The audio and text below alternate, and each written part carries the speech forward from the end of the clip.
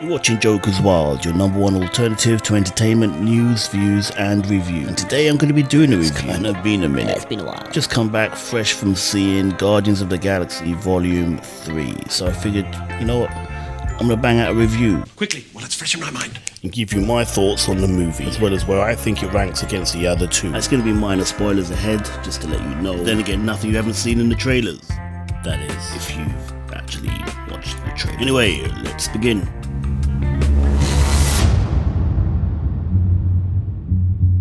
Following the events of the Christmas special, yes, I am completely ignoring the movie Love and Blunder.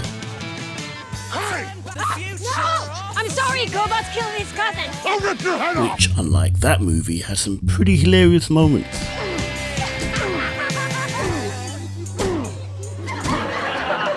Here, we find our heroes chilling out on nowhere. Or was that at nowhere? Or was that in nowhere? I can never tell.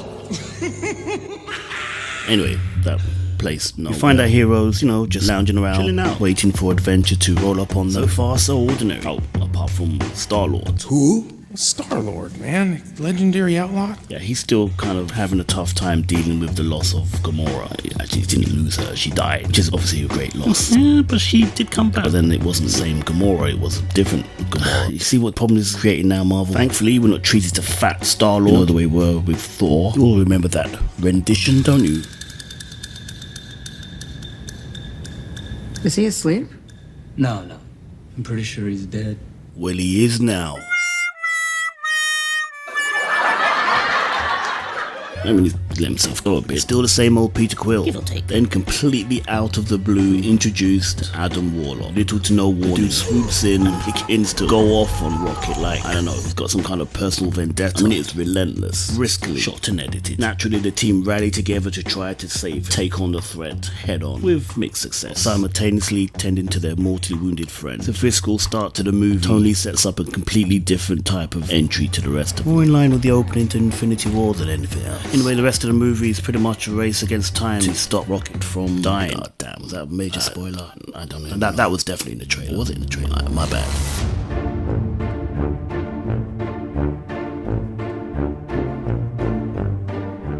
So first question people probably have about the movie, which is testament to the sad times we live in, is it woke? Now, I didn't see any overtly wokeness in there. Admittedly, we're living in a time now where if you look hard enough, you will find woke everywhere. Which is such a shame because, movies like Alien, Terminator 2, if they were made today, would they be classed as woke movies? Hopefully not. I mean, they're both great characters still, in extremely well-made movies. Happen to be by the same director. Anyway, but you get the point. Hollywood has done this to themselves, no one but themselves to blame. The point is, I didn't see anything overtly woke in this movie. Now, there was a message in there, underlining message, but I'll get to that towards the end of the video. I've got to rack up those minutes.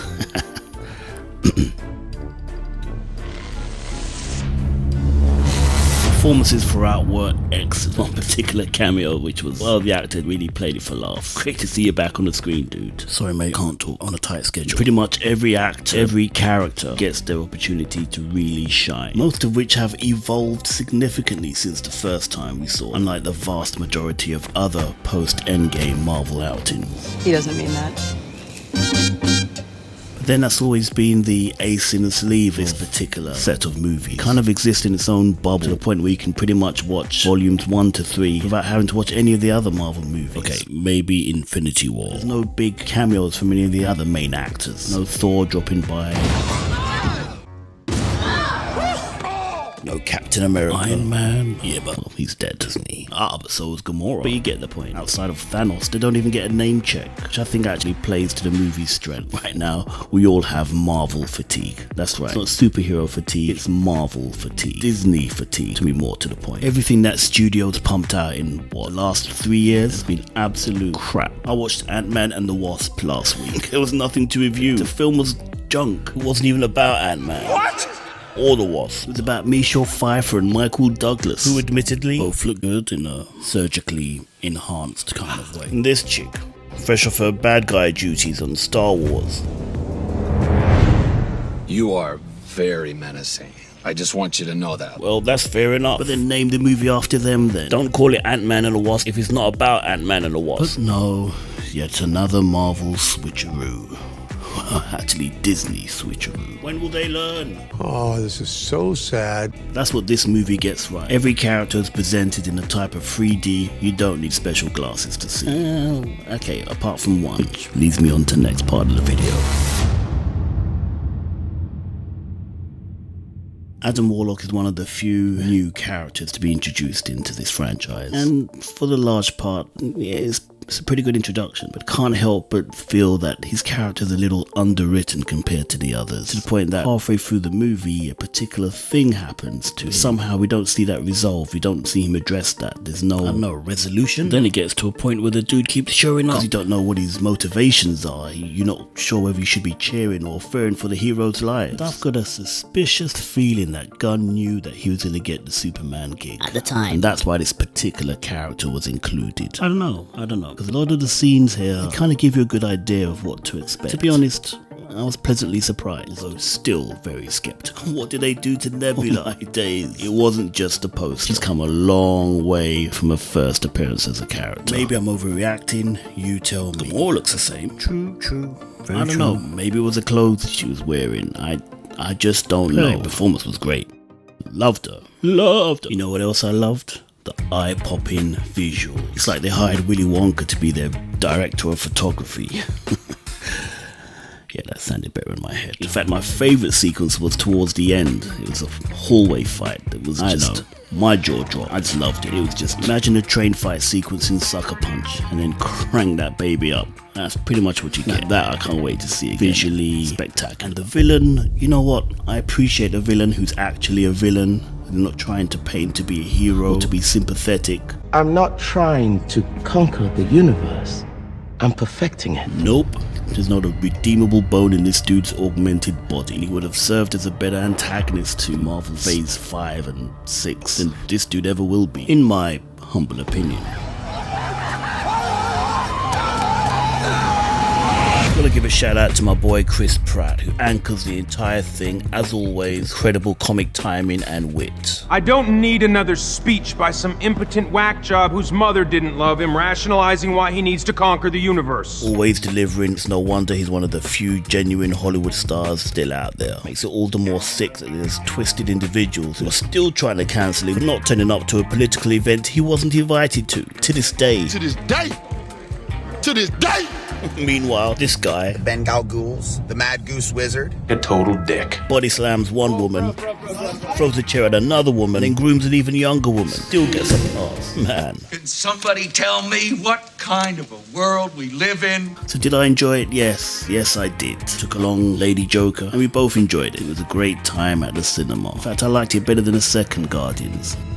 What? But not as good as the first. It's still pretty good praise. Now, a lot's been said about the animal cruelty that is on display throughout the movie. And, came from the movie thinking that was pretty much the point. See, if there's any message seen here, the message that I saw, one that points a finger to these corporations, is cosmetic corporations use animals to test their products on daily. All types of horrendous things to them. I'm not gonna go on about it. It's on the internet for you to see. So by all means, look it up and make your own informed decision. That being said, the movie does contain a few squeamish scenes, particularly one towards the end. So maybe this one isn't for the kids. The face. In fact, don't take the kids. So yeah. Anywho, all in all, I'm giving this movie a thumbs up.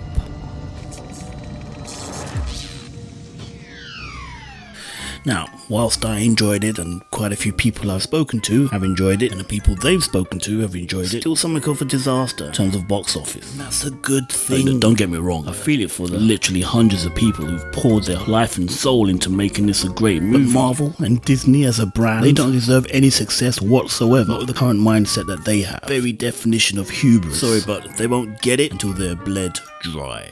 That's the truth. In fact, speaking of the unholy trinity, one strange similarity that did strike me while watching the movie was between the main villain and the people who currently run Disney. Yeah, stick with me on this one. Let's rack up those similarities. You got his right-hand man, which is pretty much Kevin Feige, followed by his left-hand woman, Queen of Secretary in herself, Kathleen Kennedy, leading the pack, a megalomaniac with a god complex, Bob Iger. But wait! There's He more! wears a mask to portray his humanity, probably not hiding a dark grotesqueness inside. He has aspirations of creating a perfect utopian society by any means necessary. No issues experimenting with the psychology of minors, his efforts to achieve his lofty and, dare I say, downright frightening goals. I could go on and on, but I'm pretty much done here.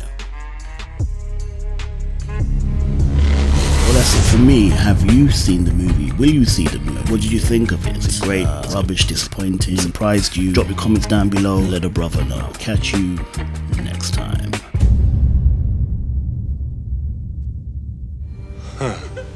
That's brilliant.